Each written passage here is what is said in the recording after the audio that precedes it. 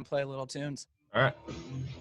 All right. I think we might actually be live. So welcome, everybody, to the first live edition of the Evan and Aaron Show. I am your host, Aaron Gordon, and this is... And I am Evan Casey, your co-host. And Aaron, I'm kind of nervous about this, man. Don't be, brother. This is gonna be fun. It's gonna be like the bar. We'll have the fun and the mistakes of everything. I say Absolutely. We get things going right away. We've got a fun show, I think. I think a topic that a lot of people are going to be have questions about themselves.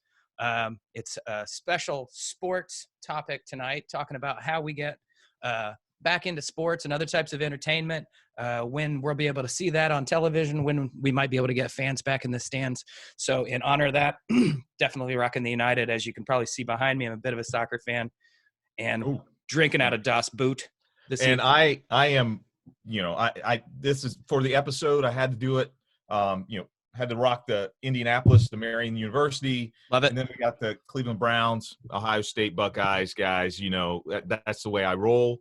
But tonight, we are going to be discussing what may sports look like in COVID-19 America.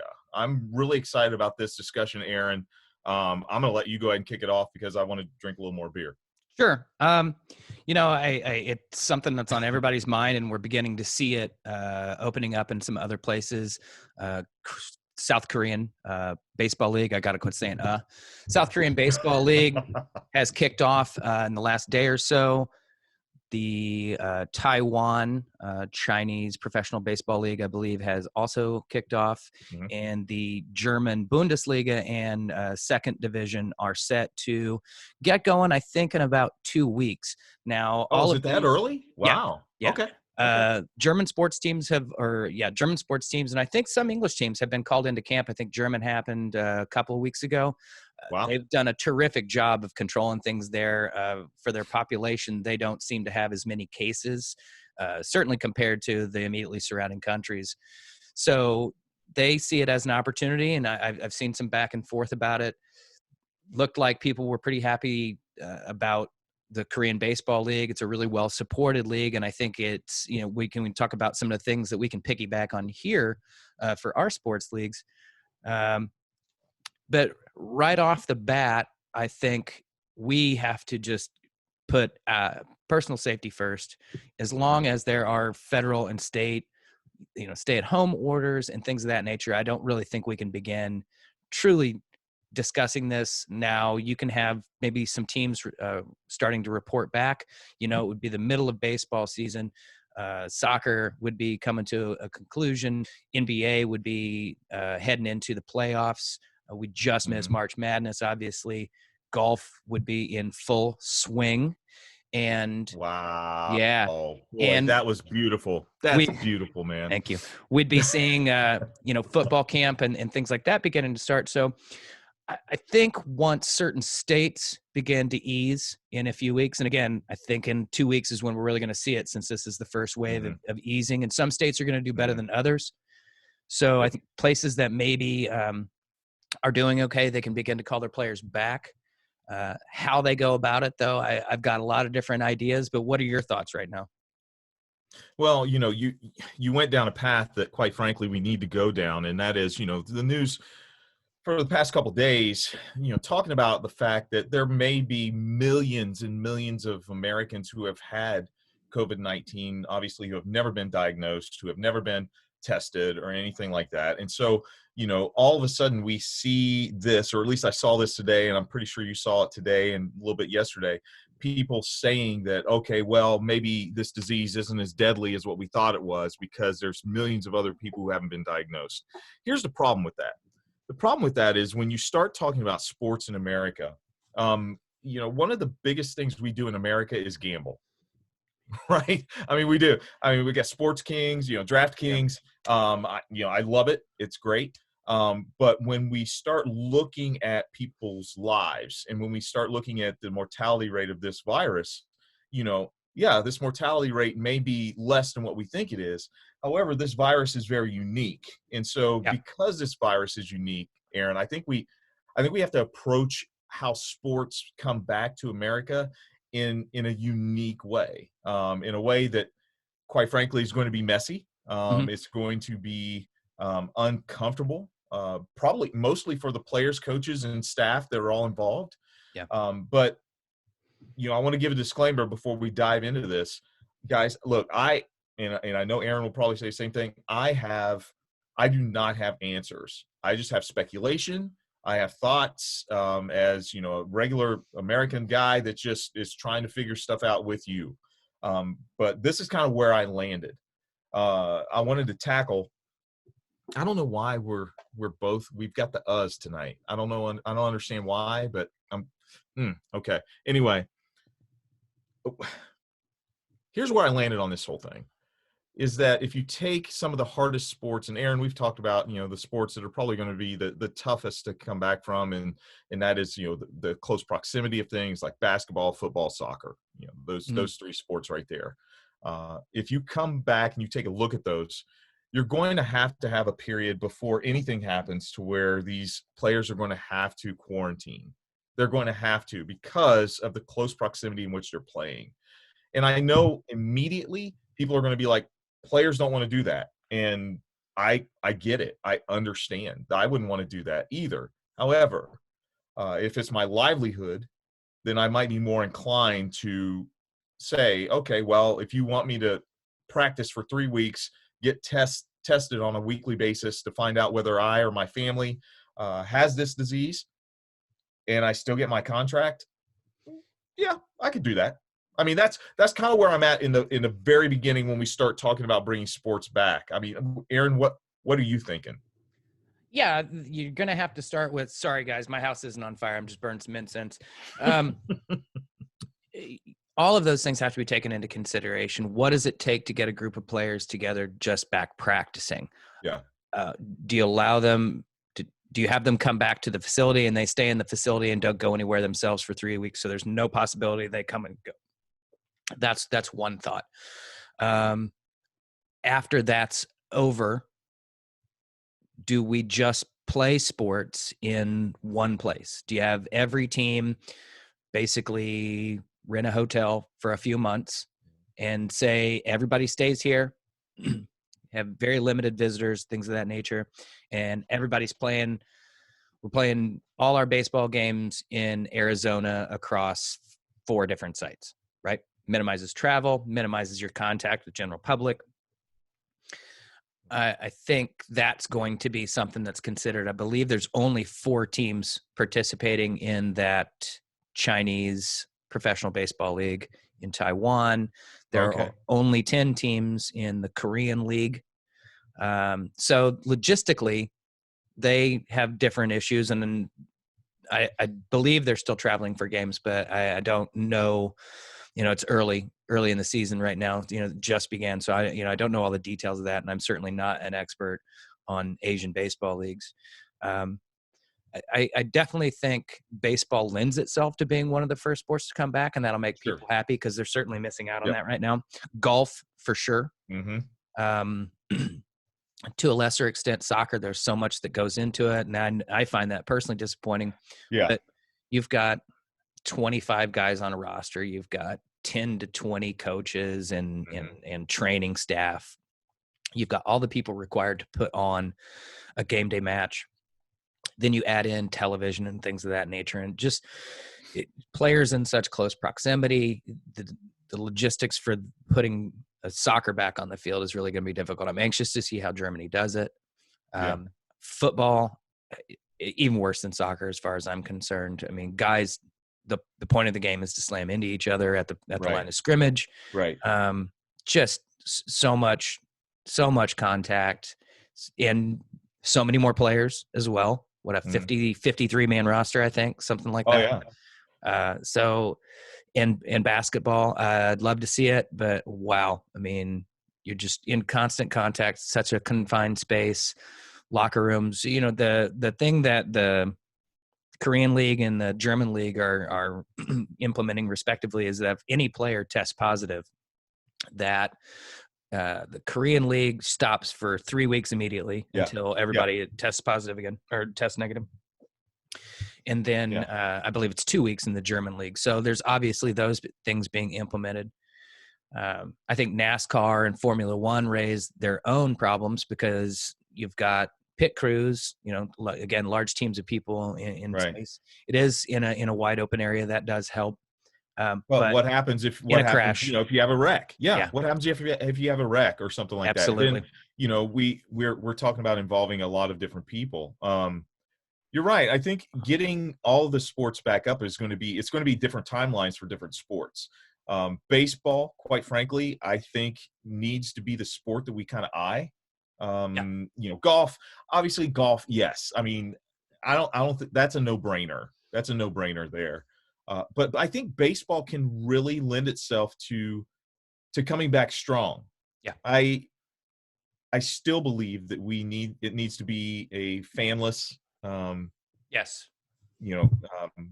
event because I mean you just can't do it. I don't think you can, because first of all, if you do have this confining, I'm sorry, not confining, but if you have the quarantining of players, it really is the trust system, right? It's the honor system that you're going on. I mean, it's like, and once again, if one player tests positive, I think the Korean League is doing it correctly in the fact that, look, if someone tests positive, we got to shut it down.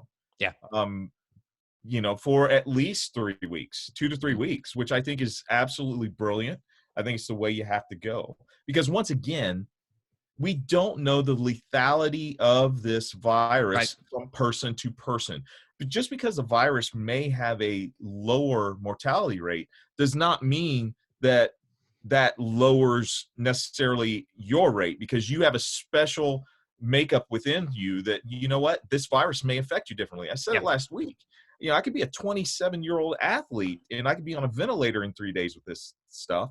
Or I could be, an 87-year-old, and I'm fine. I'm asymptomatic. So I think with sports, baseball is going to be the key to bringing American sports back, because I think a lot of people balance their year off of sports scheduling. I mean, think about it. When the Super Bowl's over, that's why we call February and March, the beginning of March, kind of that, gray area where nobody really likes anything.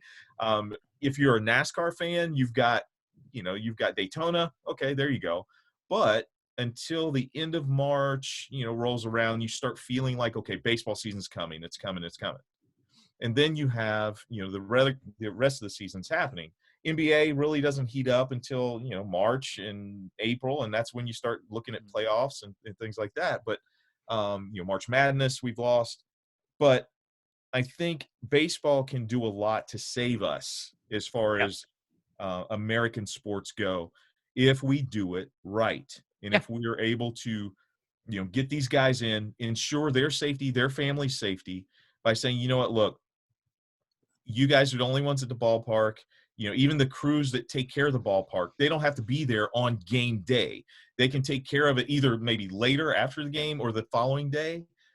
It's shortened schedules, all that good stuff. Every ball player knows how to roll the tarp out over the infield. Every ball player knows how to rake it. And might not be a bad thing to see a guy making $10 million a year. That's right. Raking the infield. And I'm kind of joking about that, but I think that would be a show of solidarity of these athletes saying, some of them say they don't want to play the games without the fans because that shortchanges them. Well, this is your way to honor them. This is your way to say, I want to impact as few people as possible. And if this is what it takes in order for us to play, because at the end of the day, every pro ball player, I don't care what sport it is, at the end of the day, they all say they're playing it for the love of the game, right? Yeah. Vast majority of them are out there for the love of the game. Well, here's your opportunity. Here's your opportunity to be a bit of a distraction for the little guy, little gal sitting at home trying to make ends meet during an incredibly crazy time period. And baseball has a unifying effect, after 9/11, W threw out the first pitch at, was it a Yankees Red Sox game? Maybe. I mean, of all things to happen, talk about bringing two tribes together. So, well, as far as the raking goes, I think that the entire Houston Astros roster should volunteer for a month to make amends. But that's just my I think we opinion. can write that into the get back to playing bylaws. I'd like to kind of shift a little bit to what we can do for the fan experience, because I'm just going to assume that people would rather sports got back to playing even with no fans in the stands than to not have sports. I'm sorry. I get it. It's not the same for the athletes either. Mm-hmm. And everything during this time period is going to have an asterisk by it. And I'd like to repeat that for Liverpool fans, that everything that happens during this time period is going to have an asterisk by it, no matter how dominating you were this season. But that's going to be the case. It's going to be called the quarantine era, because this is going to happen across several seasons of different sports. It's impacting the end of the NBA season. It's definitely going to impact the beginning of the next season. Right. All these sports that were winding down are going to be double impacted, maybe triple impacted, depending how this unfolds. But I think the fan experience can still be there. I think you might see more pay-per-view games, and not super expensive, but I think it'll be hey, do you want to watch this game? It's going to cost you $5 to stream. That's if I want to watch an individual game through, certain apps that I use for soccer. I think it's usually like $4 or $5. Okay. You can get a package if you want to follow that team, or if you want to buy the whole thing. It might be a blessing in disguise when it comes to pay-per-view and things like that. But in addition, something that I've seen in the Belarusian soccer league and in the Korean baseball league is they're putting up cardboard cutouts of fans. So it seems like there's atmosphere there. And, the fans can pay to have their likeness. So, hey, for $5, you get the stream. For $15, it's a picture of you waving in the stands kind of thing. And are they piping in noise? Is that what's happening? I don't know about that, but that was something I was going to suggest. The Colts got in trouble for doing that during the playoffs a few years ago. Yes, but I remember that. It might actually be a solution to, how's that any different? If there's nobody in the stands, but you really want to G people up, it's, and get the players kind of going, why not set up an interactive kind of app and be like, okay, it's time to start the chant. It's time to start a wave. It's time to start, hey, boo the ref right now. Boo the ref. There's an awful lot of ways to go about it. It's America. Somebody's going to figure out how to make money off this. So I feel like we're giving away free advice right now, and we should just stop and start building an app. These are the types of things I think that can be a way to keep fans engaged. Because I know I've been watching reruns of all sorts of sporting events, and some of them I'm like, oh, I remember everything that went on, and then others I'm like, oh my goodness, I totally forgot about this. So we crave it. We are absolutely craving this type of thing, and I think the same holds true for Broadway events. New York, can get their casts back into a place where they can be safe, not perform in front of an audience, but stream it live. I think the London, I'm going to get it wrong. It's maybe the London Stage Company or something like that is doing something similar, and it's it's pay-per-view, but you're still getting your entertainment. We're going to need distractions during the next 6 to 12 months, because this is not going away anytime soon. We may ease up and we may get better, but we're not going back to normal anytime soon. No, and I think that's the key. That is the key to all of this, Aaron, is that we need to just realize the fact that we are not going to be normal. And we can talk about this in the second half of the show, but that phrase "getting back to normal," it's not going to be the same. It just isn't. It's not going to be the same. And for the short term, it's not going to be the same a whole lot. I mean, it's going to look totally different. And even after we get past this, this virus, when we have a vaccine and when we're able to better mitigate the virus, in my opinion, it probably will still look different than what it was, in November of 2019, December of 2019, January 2019. It's going to, or 2020. It's going to look totally different. It's going to look totally different, man. Well, the hottest fashion item in the fall is going to be designer face masks. And again, another opportunity for, money to be made off of every situation in America. And that's how we do it. Can I make one out of, I'm sure our good friend Sydney and her, I'm going to get it wrong.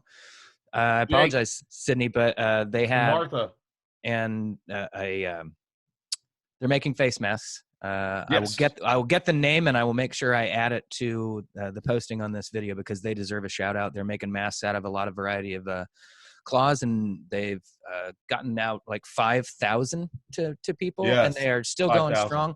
I gave them some clothes that weren't being used the other day, so I might see a soccer shirt on somebody's face before too long, Oh, and wow. I'll be like, hey, you didn't win a division championship? And you know what, Aaron? Because you're a great American, what we're going to do is we're going to have our halftime shot All right here, right. my friend. Well, I'm drinking some good Kentucky bourbon, so. Oh, well, I'm sticking with JMO. However, I got a special shot glass for you. Casey's Bar, Oh, my friend. Casey's very Bar nice. right Very there. nice. All right. Well, as ever, shout out to our favorite 3 locations, especially the one up north. Love you guys. Hope you're hanging in there, doing well. Buy gift certificates if you know what I'm talking about. Do your thing. Tip your delivery driver. Tip everybody. Absolutely. Tip everybody twice as much as you would ordinarily. It's a tough time right now. So love you all out Very there. tough. Do the shot. Slancha. Oh, and I'd like to add something, Aaron. For I just sure. want to maybe, obviously we're not giving names of places or anything like that, just because we want to stay somewhat cool. But I'd like to maybe first name shout outs each week. First name shout out to a Sure. bartender. So I want to start off this week. Shout out to Rudy. Of course. Shout out to Rudy. Rudy, quality guy. Actually gave us the idea for this sports one. Yeah. Because he's been pushing. He's like, hey, when are you guys going to talk about sports? So shout out to Rudy. Rudy, keep doing what you're doing, my friend. Love you, bud. Yeah, for sure. So, where do we turn next? Glad you said that, because the interesting thing about sports in America is you have to make money. And we kind of reference that, kind of with the pay-per-view, and it'll look different as far as being able to view, participate in sporting events. I really like this concept. I like the concept of being able to go in.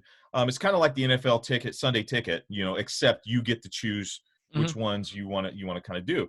I started doing the math in my head. And for those of us who are out there, I think a lot of people out there who are watching this, man, they usually are the people who will go to a bar for Sunday, maybe go see a Premier League in the early morning, and then stick around for a Colts game, or Cleveland Browns, or whatever.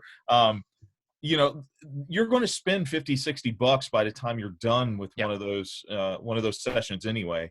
And if we were able to watch a game, or if I was able to watch the Browns play the Steelers for $5, that's a no-brainer to me. That is a no-brainer for me. And I think that's the kind of stuff, and those are the kind of things that true entrepreneurs can do in order to satisfy a little bit of craving that we have in the country. However, I want to talk about this topic before we move on to a very special version of Hey Aaron. What do we do to kind of combat that factor that we're kind of addressing with this podcast? The fact that, I want to be sitting there with you, man. I want to be sitting there with you watching Man U play Chelsea, and us, just giving crap back and forth to each other. And how do we get past that? I've got a few thoughts, but I want to hear from you. First off, I was having a thought as you were just speaking. It's funny that you asked that question, because it feeds right into it. Right now, somebody somewhere should be figuring out how to do this with a sporting event attached. As long as everybody has paid their couple bucks for it, especially if you're doing it as a group, then there should be some sort of app where in the middle of the screen is the game. You're over here, I'm over here, and maybe 3 or 4 more people are over here, and we're all talking shit to each other and drinking a beer, and it's fully integrated. And people will will DIY it themselves. If there's nothing between now and then, you and I will be on here. My screen will be flipped, watching watching a United Chelsea match, right? And having a blast, and talking and shouting. And maybe the bigger step is, since bars pay even more for pay-per-view events, because they're going to make gate, if you will, off the people coming in, right? they set up an app and say, hey, if this is your local watering hole and you would normally come to this place to watch this game, log into this app at 5 minutes before game time, have your credit card ready, or go ahead and have your account number, what have you. And this is how you watch a game. And I would imagine you doing that will encourage them to be like, hey, since you guys have been here for 2 or 3 games in a row, 20% off wings. I'm not putting any words in anybody's mouth right now. I'm just, there's incentives for Who did we everybody. just give that shout out to? What was his name? The truth is there's incentives for everybody in all this, because if everybody is in the same boat and is looking for the same distraction and somebody can provide that service, then it's the exact same thing. It is no different than whatever your distraction is on the weekend. Do you want to go have coffee at a cafe and read a book? You're paying somebody for that service, right? You're renting a seat for a certain period of time. Do you want to go watch a couple ball games in a row with your pals at the bar? Exact same thing. And smart people are going to figure out how to monetize this in the right way. Always do. It's honestly, if there's a true forte of America, it's figuring out how to make money off something that everybody wants. True. And in a lot of ways, that's a good thing. I'm not going to trash it. It just, when it runs unfettered, I could have a longer conversation. But somebody will figure this out. So, think about a NASCAR event now. You can get the view from inside the car. Now, what if all you and your friends each pick a guy's car to be in? Oh man! And talk to each other while you're going through the race. I mean, there's the possibilities, I think, are endless for how to have a more interactive fan experience when you definitely can't get to the game. Yeah, and the reason why I asked that question is because I started thinking about our favorite spot, right? Our favorite spot, and so they are complying with social distancing and all the stuff that you need to do as far as the restaurant and bar is concerned. Why not charge seating by the hour? And here's what I mean by that. Let's say you, me, 4 of the guys want to get together, 6 of us want to, responsibly social distance and have a certain part of the bar where we can sit and we can watch a game or two. Gone are the days, quite frankly, of you sitting there for 6 or 7 hours at the bar and just chilling. They've got to make money. Well, here's a way that you can do it, is that you can charge per seat, per hour, the amount of time that you want to be there. And the fact is that take this model, out of, off of kind of like a hotel model. You rent a room for a day or a night. And then if you want to stay there longer. Or hourly, I have been told. Well, yeah, I might need another shot for that one. But anyway, but that's a way that you can get together. You can make money, but you can be responsible too. I mean, I don't know, Aaron, and here's a public invite to you, my friend. I would love to do a social distancing beer with you, just to, maybe come down to your place and just sit outside and just yell at you, from 6 feet away and just, get there. But that's a way you can do it. Yeah, I totally agree with you. That people are going to get creative about this. Restaurants are going to be able to go open at 50% in a couple weeks, I think. I think that's Monday. Is that stage 2, stage 3? I'm not sure which. Shout out again to Holcomb. He is doing a pretty good job. I think it's a little fast, bud, but no, it might be, but it seems to me like he's at least acting on guidance. Right. He's not just opening up. Somebody he trusts is saying, this is something we can do. Mitch Daniels wants Purdue to go back to school, but the way he has worded it is right. He wants to be able to go back to school, and he believes that the on-campus experience is a huge part of college, and it absolutely is. Yes. But he said it only if we're in a position to do so, and we will still be implementing, there will be percentages of people in certain classrooms. Right. Anybody who fits a particular, susceptible demographic will be encouraged or forced to still attend remotely. But there's a way to be cautiously optimistic about this. This isn't about pretending this isn't happening. It's about saying this is happening and this is how we can mitigate it and this is how we move forward, and being honest about that, not failing to tell people the information they need. And that gets us, I think in a way, kind of a full circle here. The longer this goes on, the longer we have, people who want to watch videos that fit their particular point of view rather than following real, true advice. The longer this will go on, the longer it will be before you are back in the stands watching your favorite sporting event, watching your kids play basketball. Yep. What going to a concert. I had several big concerts planned for this summer. Same here. Super Same looking here. forward to it. And as soon as this happened, I went, none of those are happening. Nope. And if they are, I'm not going. No. Hall and Oates they were gonna kill it, dude. I was Yeah. so ready. I was ready. But yeah. I was going to see Fish for the first time in 10 years. And to Wow. their credit, they basically just moved everything back 1 year. So it will be 11 years for me, but I can't wait to see them one summer from now. Yes. But the quicker people believe this is true, the quicker we can get back to some semblance of normal. The more people behave like jackasses, the longer it will be. Right. And we want to get back to these things. Sports are such an important part of American culture. Even if you aren't a particular fan of a team or a particular sport, you're aware of it. You're part of the sort of sporting zeitgeist that goes on. You kind of can't avoid it.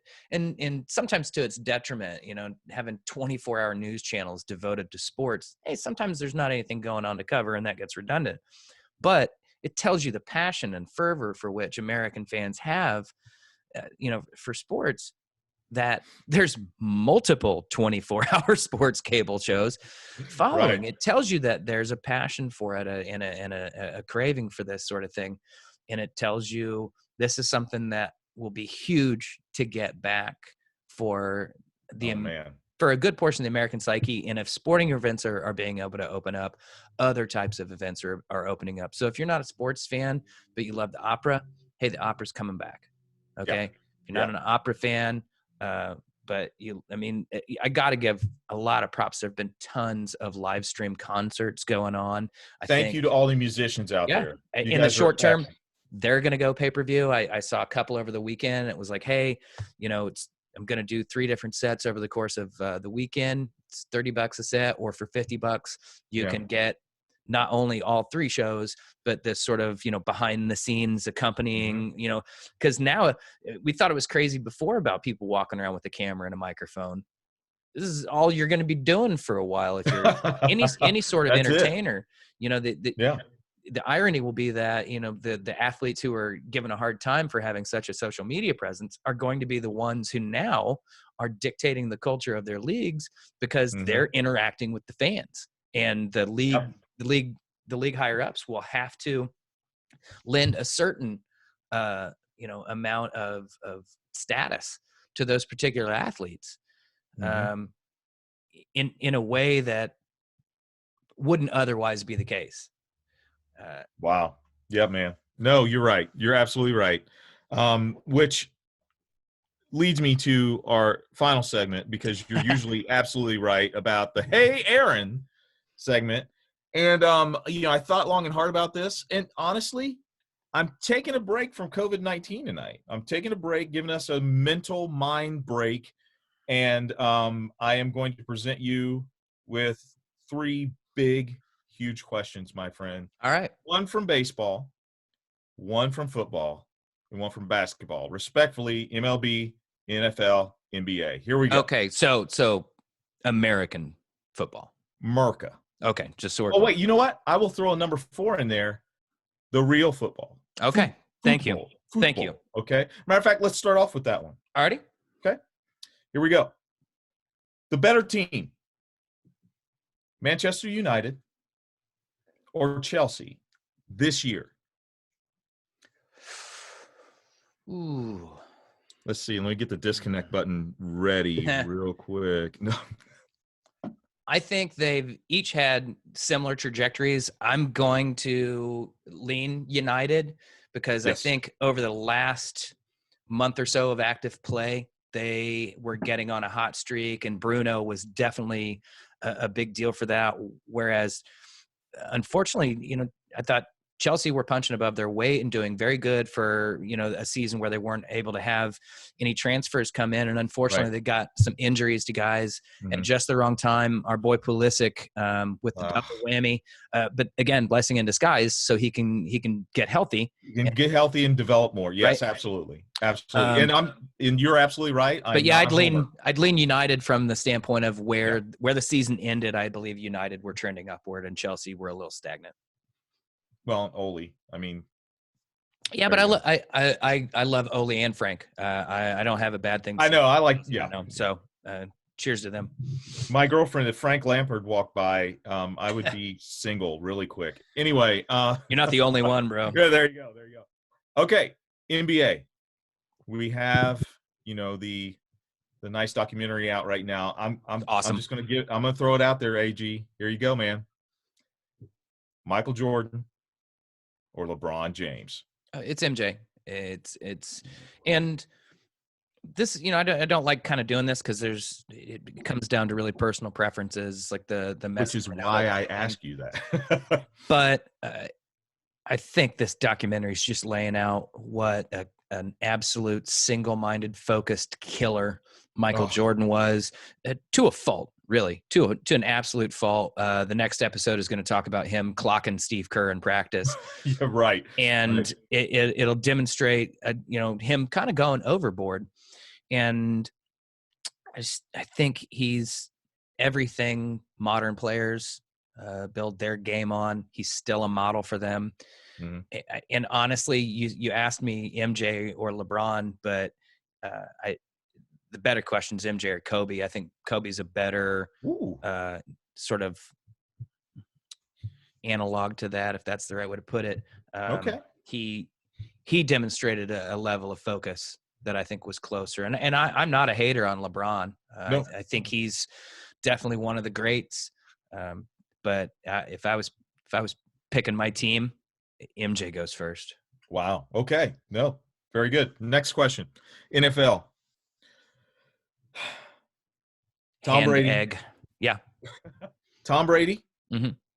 Peyton Manning. I think Peyton Manning is a better quarterback than Tom Brady. Okay.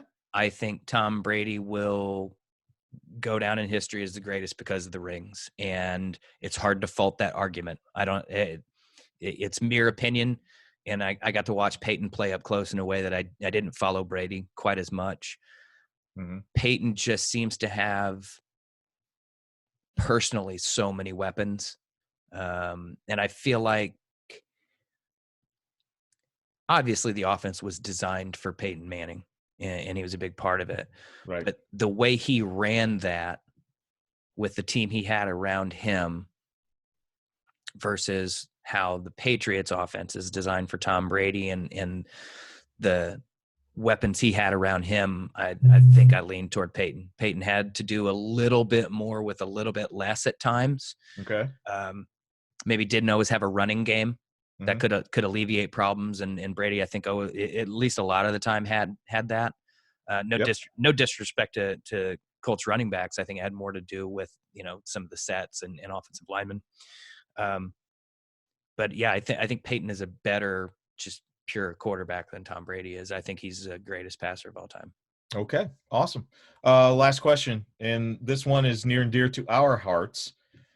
The Big Red Machine of the 70s or the 1990 Reds? Oh, so the 70s. The 90 Reds team was terrific, and I watched part of the replays of the World Series that was on Fox last week, and it was cool to watch. But you forget that the A's were expected to sweep that series. The A's were like, everybody's like, this is the best team in baseball. Ricky Henderson, one of the best teams of all time. Yeah. Oh man, team is absolutely stacked. And if you weren't a Reds fan, it's a smaller market team. If you weren't a Reds fan, you might not have known many of those players outside of Barry Larkin, maybe the Nasty Boys.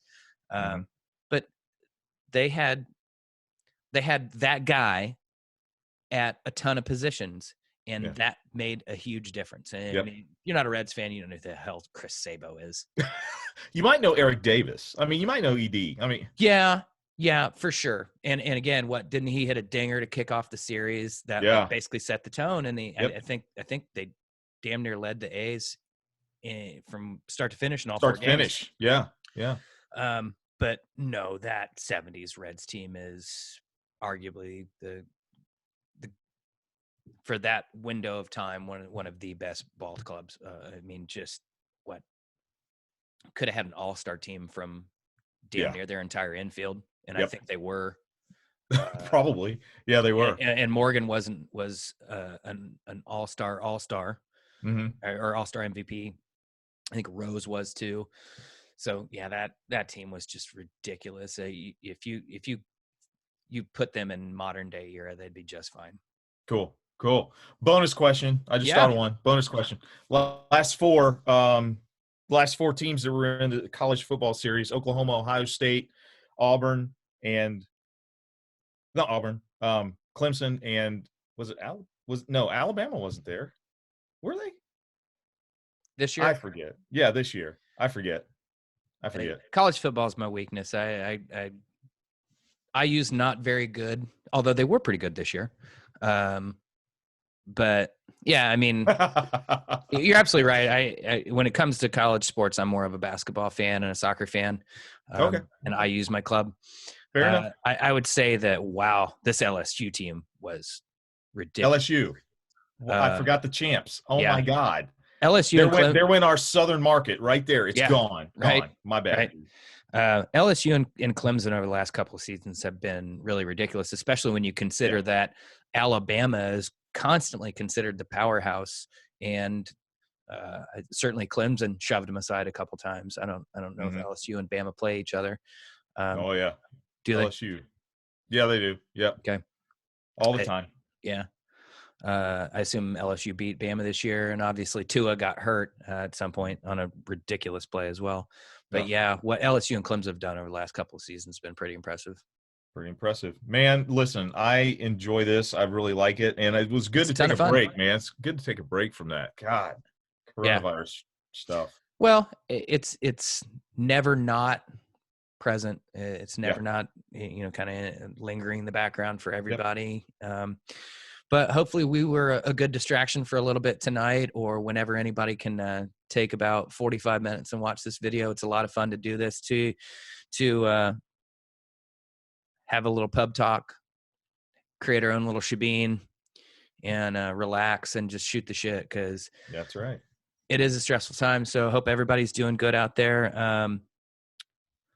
Really appreciate everybody tuning in. We surpassed 100 likes on the Facebook page this week. So I'm looking and I'm trying to see if we're on. I don't know. Maybe people can respond to us. Let us know, hey, you're on, you're live or whatever. I've been staring at us the whole time, so I haven't really checked in. Right. But the second we're done, it'll put itself up again, and we can have fun, add a little effect to it. So hope everybody who did tune in is having a good time, having a drink with us, having one more shot. You want to do one more shot, Ev? Do you have? I will do yes. A teeny. Okay, pretend. All right. All right. Teeny. Well, there we go. We love everybody out there. Thanks for tuning in if you did, and hit every button. Take care. That's right, guys. Thanks.